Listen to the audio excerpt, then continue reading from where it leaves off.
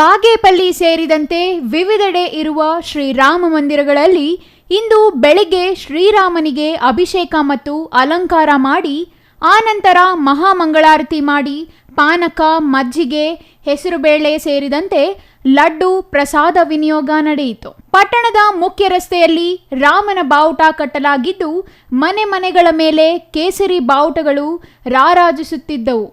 ಸಾರ್ವಜನಿಕರು ಹಲವೆಡೆ ಕೇಸರಿ ಶಾಲು ಧರಿಸಿ ರಾಮನನ್ನು ಕುಳ್ಳಿರಿಸಿ ಪೂಜೆ ನಡೆಸಿದ್ದರು. ಹಲವು ಮಂದಿ ಯುವಕರು ತಮ್ಮ ವಾಹನಗಳಿಗೆ ರಾಮನ ಬಾವುಟವನ್ನು ಕಟ್ಟಿಕೊಂಡು ರಸ್ತೆಗಳಲ್ಲಿ ಸಂಚರಿಸಿ ಶ್ರೀರಾಮ ಘೋಷಣೆ ಮೊಳಗಿಸಿದರು.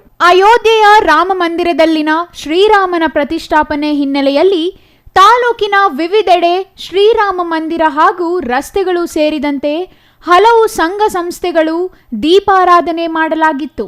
ಒಟ್ಟಾರೆ ಎಲ್ಲೆಡೆ ರಾಮನ ಜಪ ಮಾಡುವ ಮೂಲಕ ಜೈ ಶ್ರೀರಾಮ್ ಎಂಬ ನಾದದೊಂದಿಗೆ ರಾಮಲಲ್ಲಾ ಪ್ರತಿಷ್ಠಾಪನೆಯ ಹಬ್ಬವನ್ನು ಸಂಭ್ರಮಿಸಿದರು.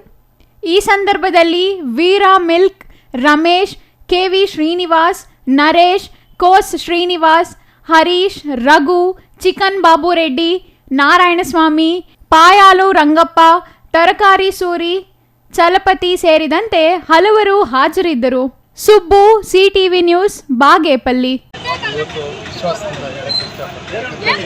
ಸುಮಾರು 500 ವರ್ಷಗಳಿಂದ ನಾವು ಏನು ರಾಮ ಜನ್ಮಭೂಮಿ ರಾಮಲಲ್ಲನ ಒಂದು ಪ್ರತಿಷ್ಠಾಪನೆ ಮಾಡಬೇಕು ಅಂತ 500 ವರ್ಷಗಳ ಸತತ ಒಂದು ಪ್ರಯತ್ನದಿಂದ ಇವತ್ತು ಇಡೀ ವಿಶ್ವದಲ್ಲಿ ಸುಮಾರು 180ಕ್ಕೂ ಹೆಚ್ಚಿನ ದೇಶಗಳು ಇವತ್ತು ಭಾರತದಲ್ಲಿ ಏನು ನಡೀತಾ ಇದೆ ಅಂತ ಹೇಳ್ಬಿಟ್ಟು ನೋಡ್ತಾ ಇದ್ದಾರೆ. ಈ 180 ದೇಶಗಳ ಜನ, ಅದರಲ್ಲಿ 180 ದೇಶಗಳು, ಅದರಲ್ಲೂ ನಮ್ಮ ದೇಶದಲ್ಲಿರ್ತಕ್ಕಂಥ 140 ಕೋಟಿ ಜನಕ್ಕೆ ಇವತ್ತು 100 ಪಟ್ಟು ಹೆಚ್ಚಿನ ಒಂದು ಹಬ್ಬದ ವಾತಾವರಣ ಇವತ್ತು ಇಡೀ ದೇಶದಲ್ಲಿ.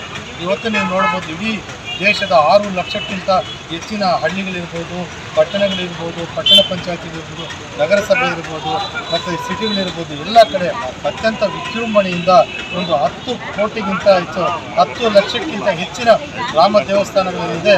ಎಲ್ಲರೂ ಸಹ ಸ್ವಯಂ ಪ್ರೇರಿತರಾಗಿ, ಪ್ರತಿಯೊಂದು ಕೂಡ ಸ್ವಯಂ ಪ್ರೇರಿತರಾಗಿ ಅವರ ತಳಿರು ತೋರಣಗಳಿಂದ ಅಲಂಕರಿಸಿ ರಾಮ ಭಜನೆ ಮಾಡ್ತಾ ಇವತ್ತು ವಿಜೃಂಭಣೆಯಿಂದ ಎಲ್ಲರೂ ಕೂಡ ಖುಷಿ ಪಡ್ತಕ್ಕಂಥ ದಿವಸ. ನಿಜವಾಗ್ಲೂ ಸಹ. Subbu, CTV news, Bagepalli.